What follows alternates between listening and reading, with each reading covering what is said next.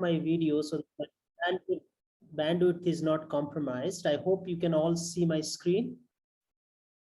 Yes, we can see the Okay. slides. So I think in the brief time that I have today, I am going to give you a single example where data has made the difference towards moving to the clinic in having a solution that has been bothering a lot in the head and neck oncology community. And I must actually caution that we are nowhere close to implement this solution in the clinic yet, but we are on that path. So before I start, I must acknowledge the people who have done the work, because I'm only speaking to you, but haven't done the work. On the top left is Nirja, who has actually done most of the computational work. And on the right is Binay, who has moved on to take his second postdoc in Moffitt in Florida, who has done most of the experimental work.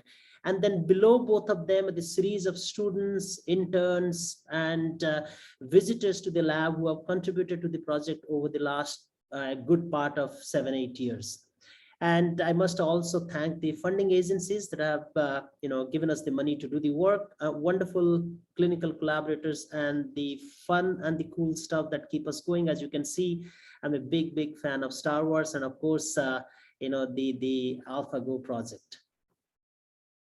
Now today I'm going to talk about very briefly the first question, which is a very generic question, because we take it for granted that data is useful. And I'm going to show you with a very simple common man question, are data useful?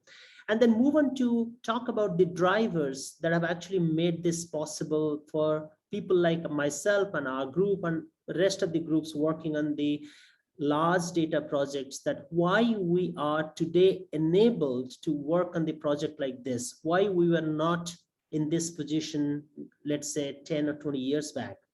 And then finally move into the example that I talked about in head and neck cancer, that how data has helped to solve one of the clinically relevant question in head and neck tumor. And finally talk about some of the challenges and the vagaries of data science. And finally, what I think is the right path forward. So the first example that I'm going to give is a very simple example. In fact, this data came almost 15 years back from one of the economists then working at Harvard called Robert Jensen. And what Robert Jensen did, he based his premise on the example of fishermen in Kerala. What I'm showing you are 3 different regions of Kerala. And remember, this is 15 years back, so there were no smartphones. In fact, there were no mobile phones available to a common man, and hence no mobile phone in the hand of fishermen. And what he did is, I'm showing you 3 graphs and about 250 weeks worth of data. And as you can see, there are 3 vertical lines in region 1, 2, and 3. And the left of the vertical line is the fluctuations in the price before the mobile phone was introduced to the fishermen, and right hand side of the vertical line once the mobile phone was introduced. So it's absolutely no brainer. As you can see, the price of fish in a particular region and in all 3 regions was stabilized once mobile phone was introduced to fishermen. What it tells us, that data, when people talk to each other with the help of their mobile phone, the price of the fish got stabilized because they knew what the other person is selling for at a different reason. Now, this may look very simplistic today, which it is, but remember, this is 20 years old data. And during that time, everyone was asking the question that you are producing data, or you are assuming that data at a large scale actually can help a common man. And with this example, as an economist, he proved that when we have data in the hand of a common man, it can actually solve real life issues. Now I'm going to extend this same example to a much more complex clinical issue in hand, which is, can we design and implement a solution in the clinic with the help of data in the field of head and neck oncology? Now, where are we today compared to 20 years back? Now, last 20 years has seen a huge jump both in quantity and quality of data. I'm showing you on the left the classical paper of 1999 by Todd Golub and Eric Lander at Whitehead Institute abroad, MIT, Harvard. And then what Todd had shown for the first time, that by using high throughput DNA microarray data, and this is gene expression data, for the first time, you not only can do a class discovery, and this is the case of acute leukemias, when they have taken patient on the left-hand side, as you can see, it's very clear, there are two different classes of leukemias. The first being the acute lymphoblastic leukemia, and the second is acute myeloid leukemia. So once they discovered the class, then for any incoming sample, they could predict the class. So class discovery using high throughput gene expression data was the first in 1999. And in fact, this showed in the field that the gene expression at a genome-wide level could be really useful, not only studying fundamental processes in biology, but also solve clinical problems in the hand of oncologist. Now, on the right-hand side, which I'm going to talk about today, is an example from our lab where we have integrated different types of data, particularly genomics data, clinical data, epidemiological data, and data from different databases to solve a problem in clinical oncology. Now, what had changed in those 20 years? Now, first and foremost, the growth in the reading technology. And what I mean by reading technology is that we have the ability to read genomes at a faster, cheaper, and unprecedented level. Now, if you remember 2001, Declaration of Human Genome Draft Project by both the public and private groups, it costed nearly $3 billion US. Now, fast forward to 2011, about 10 years later, the sequence of Jim Watson was sequenced at nearly $1 million. So there was a huge log reduction in cost. Now today, depending on who you are talking about, or depending on where you send your sample, we know we can sequence the entire genome at about $1,000, which is about less than ₹1,00,000 a genome. So there is a huge change qualitatively and also price-wise in genome reading technology. Now, of course, that resulted in a lower price for megabase genome, and price for storing the data has also reduced considerably. Now, most importantly, the price per performance ratio for computing and the related accessory information technology infrastructure has become better. Now, better tools to visualize data, and all this combined together has made us to do sophisticated biology to understand the mechanistic details behind those data. And hence, the capturing, storing, analyzing, visualizing, and sharing of data has become better, faster, and cheaper. And these are the drivers, keep in mind, in the last 20 years, which has actually driven us to make the biology and the clinical information thereafter possible in the last 20 years. Now, in fact, this is actually a paper from Jane Robinson's lab in Purdue. This is dated because it's 2015 plus biology paper, where he showed that in fact, which we may not realize, that the amount of data that we generate in the genomics world far outnumber and outsize the data in social media, for example, Twitter and Facebook and YouTube, and also in the field like, for example, the astronomy, which so far actually had dominated the field in terms of the amount of data produced. So therefore, we are really not talking about the complexity of the data, but also the total size of the data. Now, sequencing, everybody talks about, it's just a means towards the end. In fact, we were one of the first labs in India to implement next generation sequencing back in 2010. But today, in fact, if anybody is talking about having a sequencing machine, I would actually discourage that, because it has been commoditized. You can actually send your sample anywhere in the world, including many service providers in our country, and get the sequence information to a reasonable quality. Now it's a completely different ball game, that who are the players who can actually give you the sequence data with the highest quality. Now that's limited, but they do exist. But the most important thing, what is critical, is sequencing is just means towards an end, and getting the biological and the clinical meaning from those genomics data is highly critical. And I hope in the next few minutes, I'll show you that how we can take high throughput genomics data, couple that with multiple different heterogeneous data sets like clinical data, database level information, and also epidemiological data to combine that in an integrated platform to come up with an answer that is relevant in the clinic. Here is the example in head and neck tumor. Now, before I actually go into the actual example, I want to give you a little background about head and neck tumors. This is the cross section of head and neck. And if you can see, traditionally head and neck oncology, the name suggests that is actually the people, the surgeons in particular, who dissect the regions in the head and neck. But however, molecularly speaking, the difference between and among tumors in that region is extremely vast. And I have circled those areas that we have studied in detail. And in fact, for today's example, mostly I'm going to talk about the tumors of the oral cavity, and to be very specific, the anterior oral tongue. I'm being very specific here, if you realize, and the reason I'm very specific, because there is a lot of clinical and biological difference between which part of the tongue you actually study. And it's important to study this particular region of the oral cavity. This is a slide I'll come back to. Let's just see here that why studying head and neck tumor, the oral tumor, is important.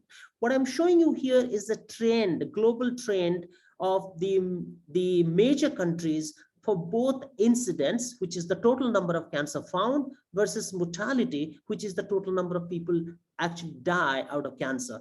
Now, if you look at the green bars, which are the total incidence, and the blue bars, which is the total mortality, it is no wonder that US actually dominates this scene in terms of number. However, this is actually a misnomer, because what is more important is to look at the red line, which is the mortality as a percentage of incidence. And if you look at the red line, India dominates, followed by China. What it basically tells us that if you look for less, you find less. And that's exactly is happening in India, because we do not have a national program for cancer screening. We only find cancer in those people who visit the clinic, and those who do not, we do not actually score any numbers for them.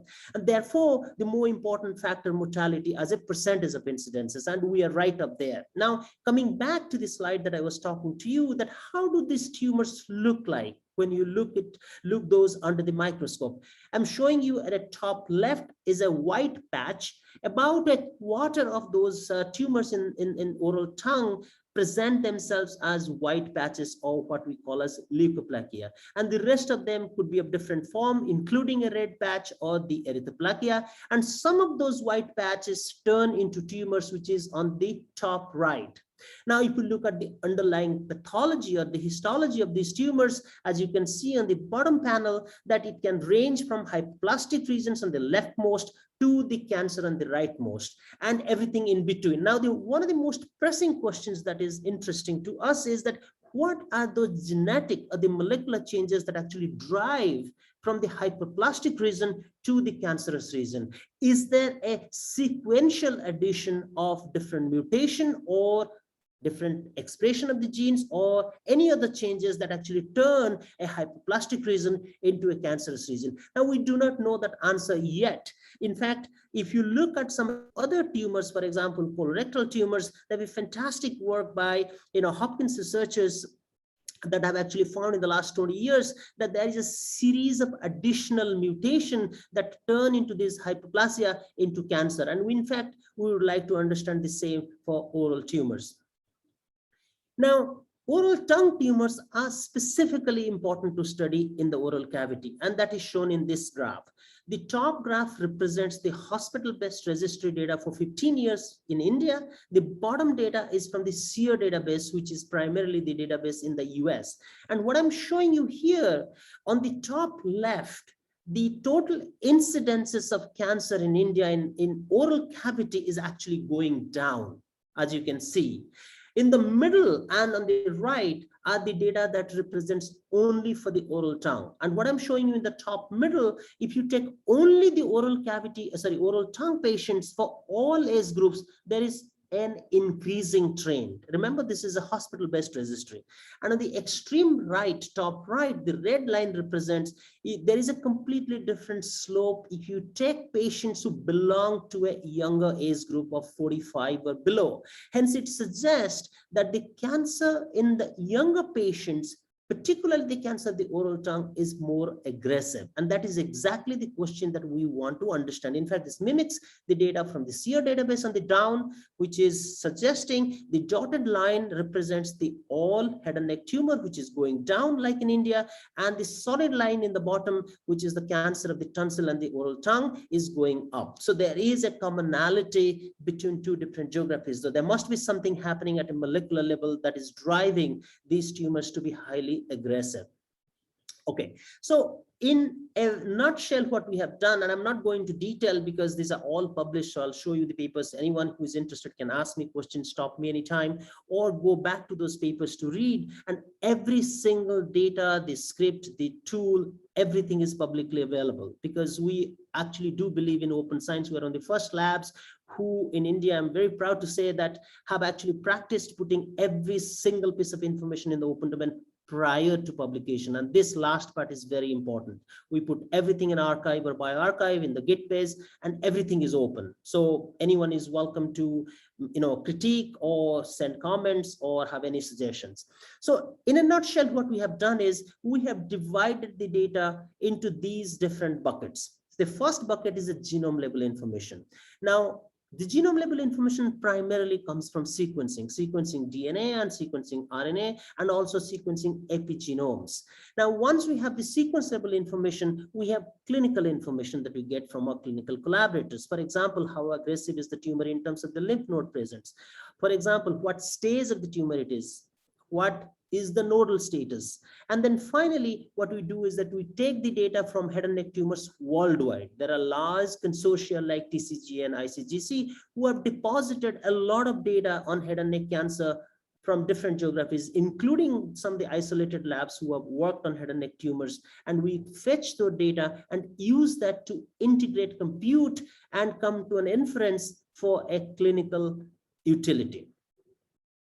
Now, again, I am not going to go into the detail. Before we started this, when we actually started this work about 2010 and 11, those are the early days of next generation sequencing. There were hardly any tools which are optimized. There were hardly any tools which are open. There were hardly any tools which are openly available and we can understand, because most of the tools, as you know, which are published, we don't have actually the details. So we had to ask questions to the investigators to get the details, and they may not be suitable to the data that we were working with. So a lot of the first work were just cataloging the molecular determinants. And these are the papers where we started cataloging molecular determinants at the level of DNA, RNA, and epigenomes, and also the tools that we have developed to integrate the data, which I'm going to talk about in the next few slides, and understand the factor, one of the important epidemiological factor, which is the viral infection in this cancer. In fact, the jury is still out there that what exactly is the role of human papillomavirus. And here is 2018. In fact, this is one of the largest paper to the best of our knowledge in oral cavity tumors that used multiple different analytes and multiple different methods to suggest that the incidence of HPV in oral cavity tumors in fact very low, exactly as it happens in the Western countries.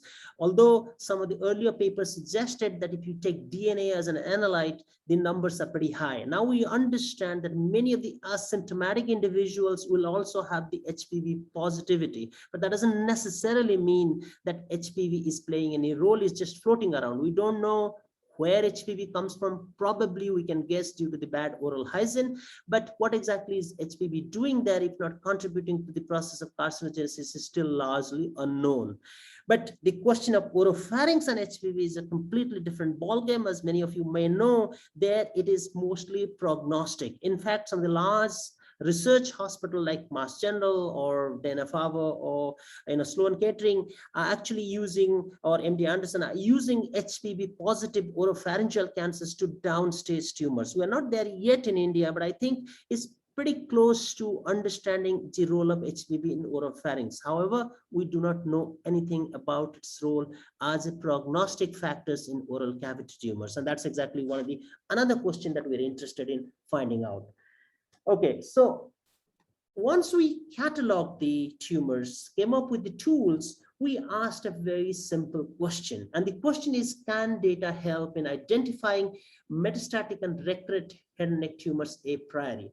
Now, This is an important question for the management of patients. Now, interestingly, if you talk to oncologists, particularly surgical oncologists in this community, they would often tell you that the bigger question to ask is that whether we can perform surgery or not. Now, we know that surgical intervention is the first process that a tumor where organ preservation is not needed that the patient goes through. But the question that is important to us is that can we identify markers where we can identify a patient where the tumor will either undergo metastasis or recur a priori, which will be extremely important to know for the management of the tumor, may not be necessarily for therapeutic intervention or having a new therapeutic intervention for that particular patient.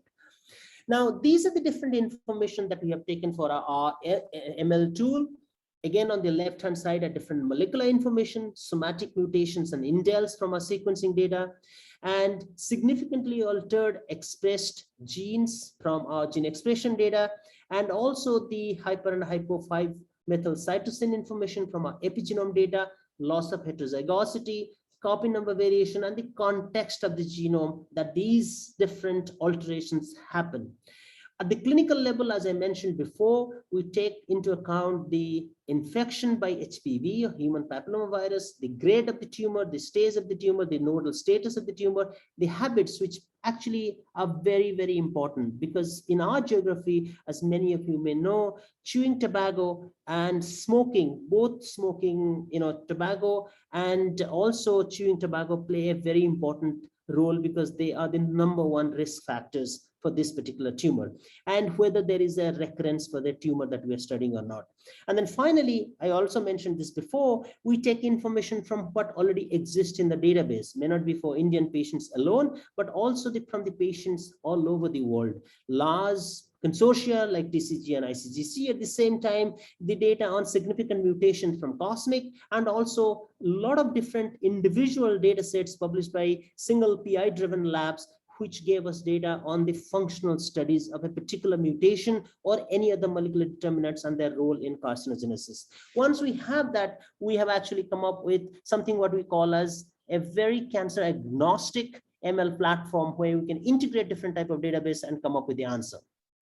Okay, the tool that we call is Caf Mocha, and the reason is that I just love coffee. I think that actually fits well, which stands for Clinical Association of Functionally Established Molecular Changes. Now, the tool has been made as a cancer type and a clinical feature agnostic. Here, I'm going to show you the example of a particular tumor in head and neck, but you can actually apply this to any tumor of your choice as long as you have the features that I described. And in fact, as many of you who are in the field know that when we do sequencing of the cancer genomes, we have always the matched normal. Ideally, the matched normal would be a tissue which doesn't have the cancer of the same type. But unfortunately, many cases in oral cavity tumors, you may not get hold of the tissue for a variety of reasons. Number one, you may not get actually ethical clearance to get the tissue from a different cheek, for example, in oral cavity. So more often people use lymphocytes as the matched control. So if you don't have a matched control sample, we also give the ability to use the matched control from the databases. This is not the best, but the best that you can have without the presence of any internal controls. Now, this is published in JCO CCI a couple of years back. So any of you who are interested can go and read that. Now, there are 6 different types of events that we integrate here. They fall in 3 different categories. One is a categorical event. For example, somatic mutations and indels, because here the question is whether you have it or you don't have it. The answers are pretty much binary, or same as copy number changes, but there are also quantitative events. For example, gene expression changes or methylation changes. However, the third category is very interesting, and I think that actually adds quite a lot of value to the tool because they are functional in nature. Now, many of the copy number changes, as you know, if there is a higher copy number for a particular gene, you expect that CNV is going to be linked with higher expression values. Similarly, many of the biologists know that hypermethylation of loci would be linked with underexpression of the genes of interest and vice versa. However, we find about 40 to 50% of human genes, in particularly these type of cancers, do not follow this strain. So we divided these events into two different types. One where there is a functional connotation where gene expression and methylation go hand in hand, and the second where the gene expression and methylation do not go in hand, but they also are retained for the tool. Now, this is the statistical algorithm. Just in a nutshell, I'll describe, we call it as complete specificity margin plus clustering. Although the name is very complicated, it's actually extremely simple. And in a nutshell, I'm going to describe you, if you look at three different types here, for example, I, J, K are three different clinical variables. And I'm showing you a single dot is basically a single measurements. What we have done is that we have taken only those measurements which are specific to a single clinical event. And hence anything which is on the boundary is excluded out. Now, the caveat to this kind of statistical framework is you are losing quite a lot of data. But at the same time, this was a very conscious decision on our part because we wanted to retain maximum specificity for our tool. And it is important to do this because for the test that we have in mind, which is to understand the tumors which will either metastasize or recur, it's highly important that we identify tumors with extremely high specificity. And therefore, we have designed the tool in such a way that we retain high specificity. However, if somebody wants to tweak it, it's very easy to tweak. For example, if you want to increase the sensitivity of the tool at the cost of specificity, you can do that. Now, once we have taken all that into consideration, this is the final signature that we get. And the final signature is actually something which consists of 44 different type of markers. And hence the signature we call is MR44. In this case, I'm showing you on the top as this color coding, if you can see, represents either they come with mutation, and in this case, somatic mutation alone, of functional methylation, where methylation is linked to expression, of functional CNV, where CNV is linked to expression, or only CNV and expression, and then finally only 5-methylcytosine signature. And once we have this MR44, we wanted to test whether the sensitivity and specificity in our discovery stage, which gives us, of course, very high sensitivity and specificity, we wanted to validate in an independent cohort. Now, the numbers look pretty good, I know here, but there is a caveat here because our validation set consists of a cohort which is completely separate, distinct, and consists only of 18 tumors, because it's very hard to get a cohort of large number of tumors. Our discovery stage consists of about 440 different tumors, so it's pretty large, but our validation set is small. And this is exactly what we want to do, is to increase the validation set further. And I can guarantee you, once we have more number of samples, we will push that sensitivity down, which is okay with us because we want to retain high specificity. All right. Sorry for the interruption. I just wanted to understand what was the classes that is being predicted. So in this particular case, there are three. One is recurrence, one is metastasis, one is non-recurrent, non-metastasis. Three classes. Okay. And the input were? What was the input? So input, so if you look at the input, this is the input, one type of only molecular input, and the real input is here. Okay. Okay. So this is the real integration of molecular data, clinical data, and database level information. Thank you. Thank you. All right. So I think that gives you an idea that data from different resources, heterogeneous data, can actually be computed, can be taken together to give us an answer that is relevant in the clinic. If you remember right from the beginning, I told you, is it clinic ready? The answer is absolutely not. Will it be clinic ready? The answer is absolutely yes. But in order for this to be clinically ready, because this is an important question for all of us who are, basic scientists, because for us to develop a tool is relatively straightforward and easy if we have the right set of data. But for a tool to be clinically relevant, it has to justify and pass through several other parameters. And I'm going to talk about some of those. For example, how costly it is going to be, number one. Number two, is there going to be regulatory clearance for such a test? Number three, is it going to be widely adoptable by the clinical community? Number 4, how is it going to be vis-a-vis what exists today? And even if there is nothing like this in the market today, how is it going to be viewed by the oncologist and the pathologist who are going to prescribe this test? So there are several other questions that one needs to answer before it is clinically ready. And the last, but certainly not the least, is a large validation cohort where we show the sensitivity and specificity to be pretty good. Okay, now the last slide on this tool is, why do we have to integrate? Integration of multi-omics data, why is it important? And remember, one size doesn't fit all, in the sense that integration may or may not matter depending on the type of question that one asks. Now, here I'm going to show you it does matter, particularly the type of question that we are asking. And I'm going to show you in this slide. So essentially what I'm showing you is 6 different plots named from 1 to 6. And because there are 6 different events type, if you remember, so if you integrate everything which is in the bottom right hand side, and I'm showing you different types of events in different color as it shows here, from mutation to methylation, and the black dot represents the sensitivity. All right, and the left hand side actually talks about the number of events. If you remember, the final number were 44, so hence here we have 44 different types of events, and the sensitivity was close to 80%. But if I go down the number, that means if I take only 5 different types of events, or 4 different types of events, or 3, 2, or 1, of course my number of combination differs. So if I take 5 different events, I have 6 different types of combination if I have these 6 different events. Now, depending on what combination of data that I use, I can go pretty high in sensitivity as well. For example, here it's not close to 80, but it's not too bad either. It's about 75. In fact, the same with 4.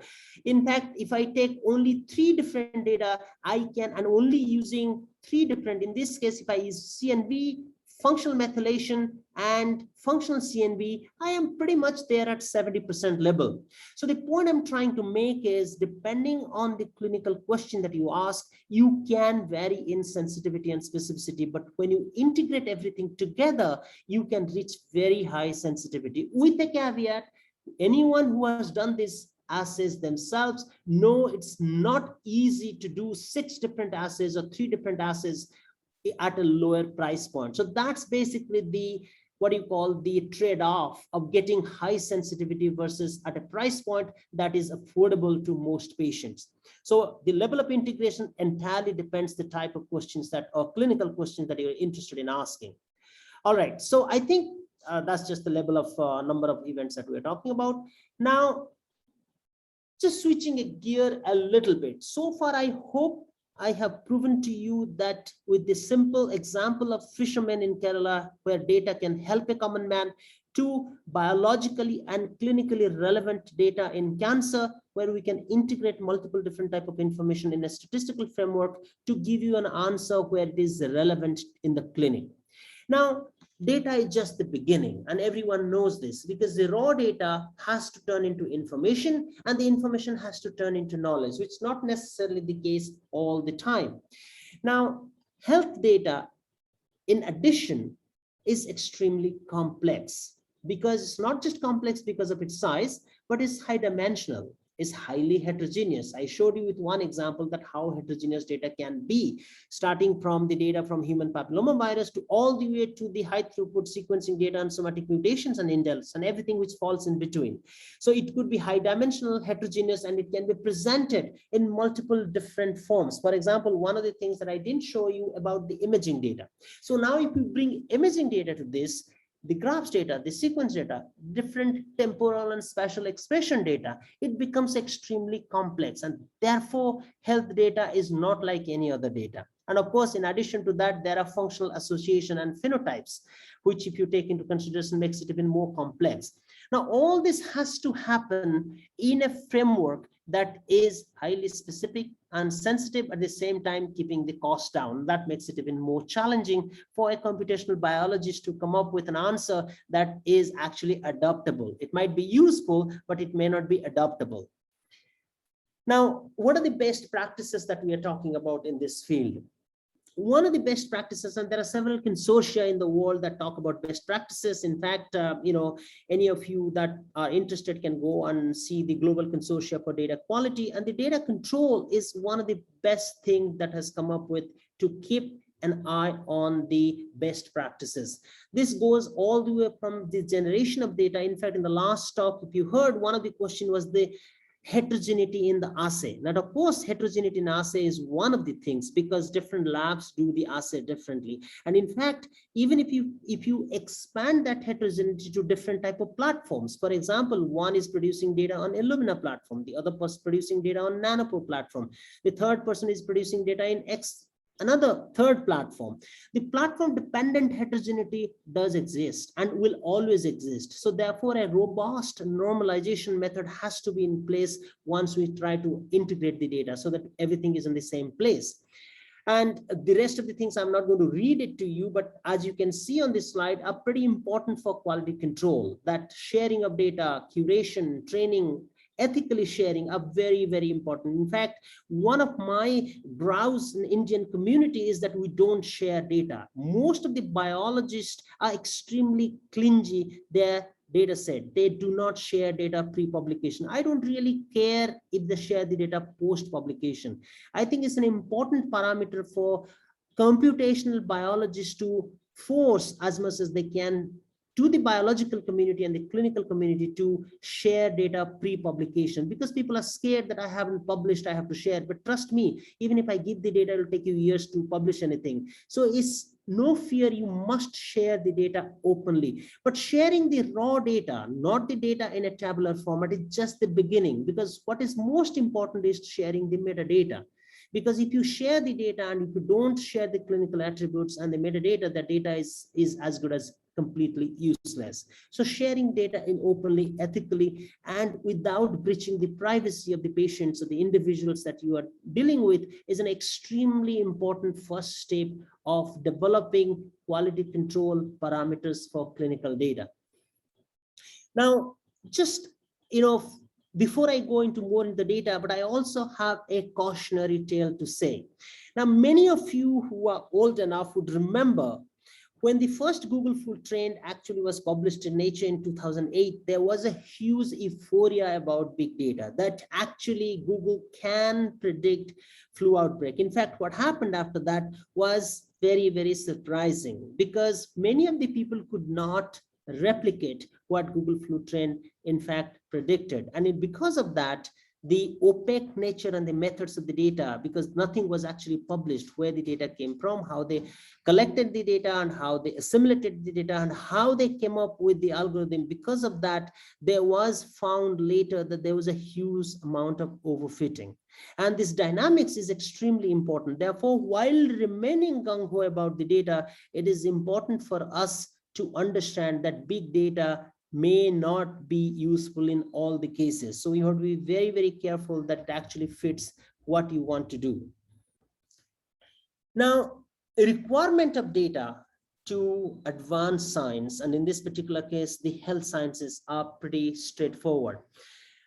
The first and the foremost is we must de-link data from the investigator. And what do I mean by that? What I mean is once the data is generated and deposited in a centralized database, it has to be de-linked from the investigators. If I want to get a data set produced by X, I don't have to reach out to X. In fact, that's one of the worst practices of the computational biology. What needs to be done is that you should be able to reach out to a centralized database with the right credentials and approval. You should be able to get that data set in hand, but normally it doesn't happen. And many of you may know that India is in the process of getting a biological data storage in place. I'm not sure how far they have gone, but it's very important for the community to deposit their data pre-publication. Of course, there are a lot of procedures in place, particularly for control access, that there has to be a moratorium for X number of months till the investigators publish their data. But after that, it has to be freely available to all.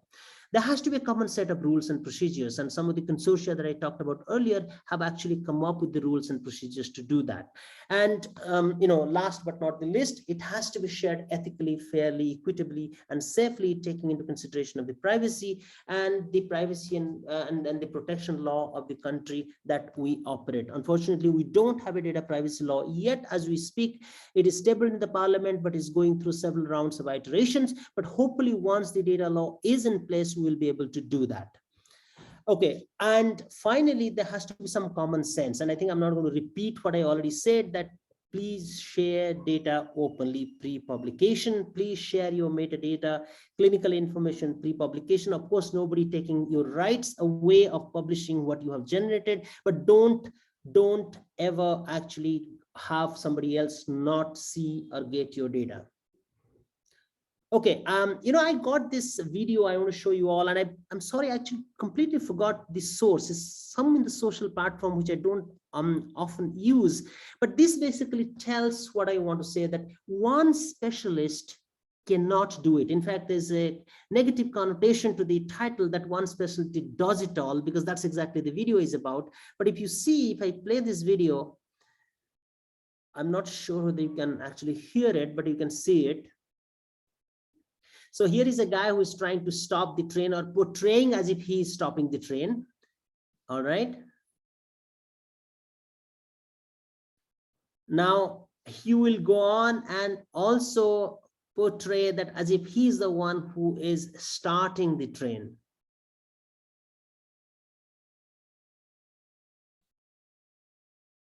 All right, so you got the idea. In fact, this is the guy who is one specialist. He thinks he has done it all, but in fact, he's totally oblivious that, there is an engine, there is a driver who has actually done it. So the field that we are in, one specialist cannot do it. We have to collaborate with other specialists, and we have to share data openly to achieve the end goal. So this is my conclusion. Large data can help in solving real life problems, and hopefully I have demonstrated that with an example in cancer. Advancement in multiple areas of technology has enabled us to be where we are today. Machine learning and AI-based methods can really help, and providing clinically relevant solutions in cancer is possible, and future is belonging to those who are willing to openly collaborate and share the data. With that, I thank you all, and I'll be ready to take any questions.